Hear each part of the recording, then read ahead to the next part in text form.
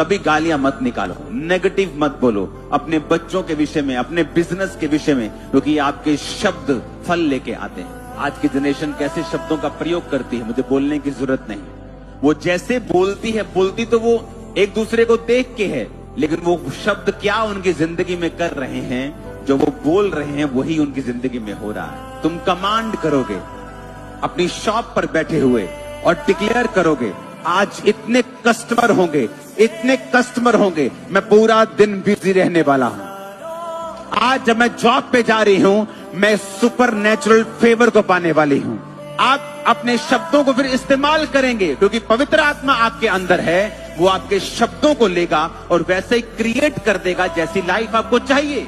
लेकिन आप परमेश्वर की ओर देखते जाते हैं कि प्रभु तू कब करेगा, और परमेश्वर कहता है तौबा कर और उसके बाद बोल, वर्ड्स को रिलीज कर, बोल, जो तू बोलेगा मैं वो करूंगा।